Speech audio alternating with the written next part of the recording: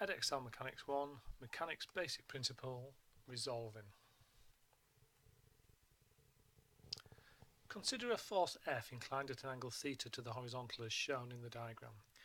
This can be replaced by two perpendicular components.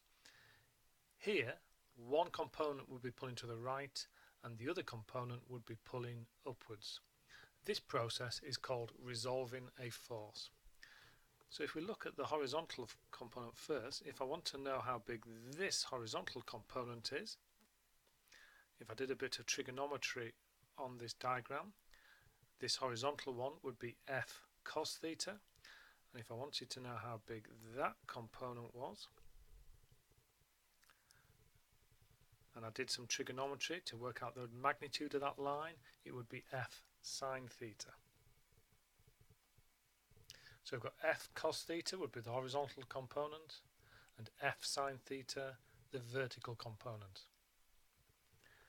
Although these two diagrams are equivalent, the second diagram is easier and more useful when we are applying forces and components in a problem.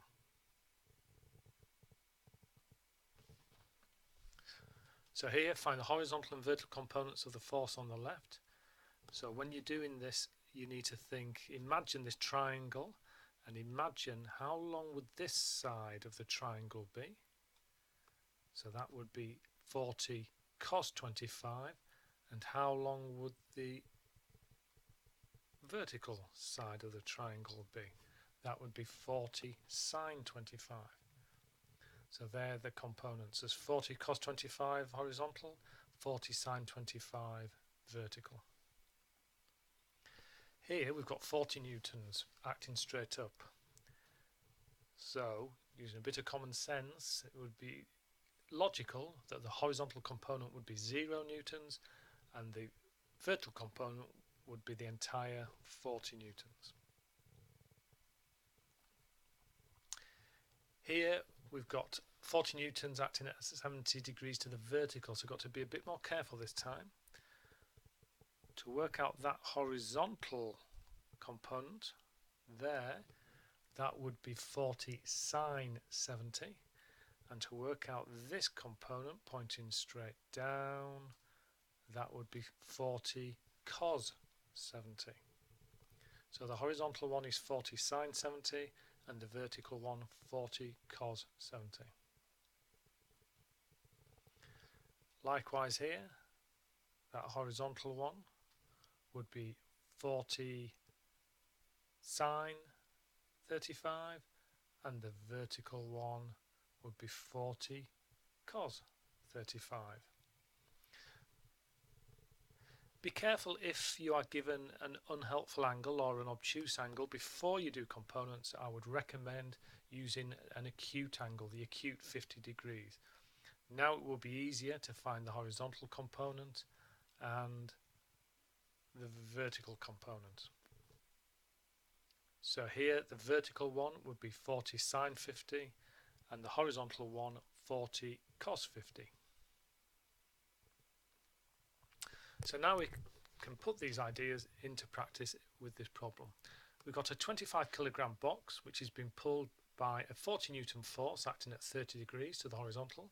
It's acting over a rough surface with an acceleration of 0.1 meters per second squared. Find the friction force and the reaction force. So it's been pulled over a rough surface, so friction will try and oppose the motion, so there's an F acting backwards. We've got its weight acting straight down, so that's 25 times gravity newtons, and we've got the contact force, the reaction force acting straight up R.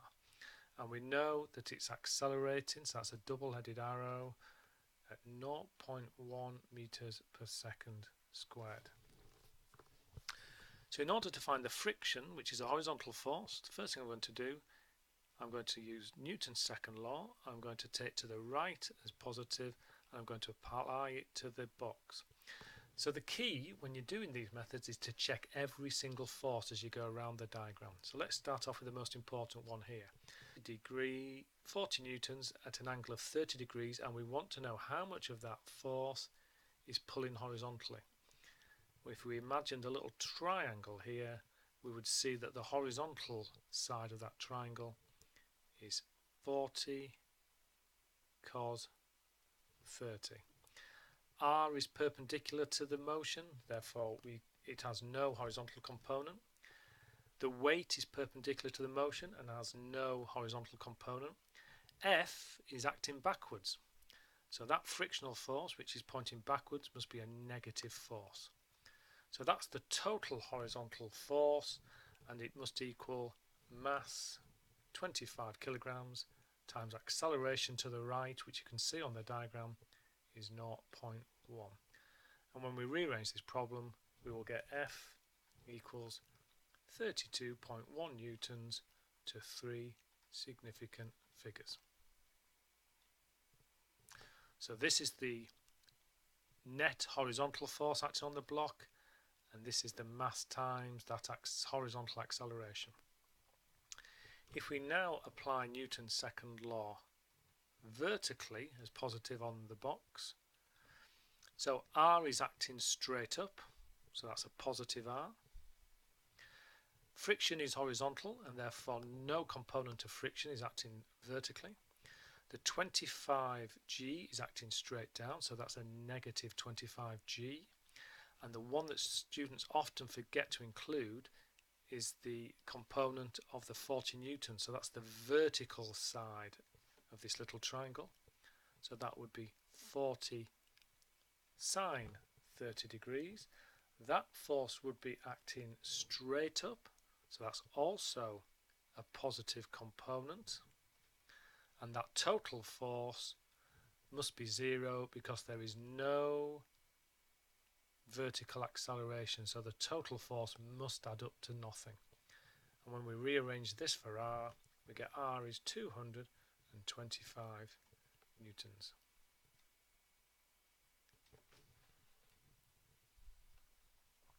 So you can see the method in detail there.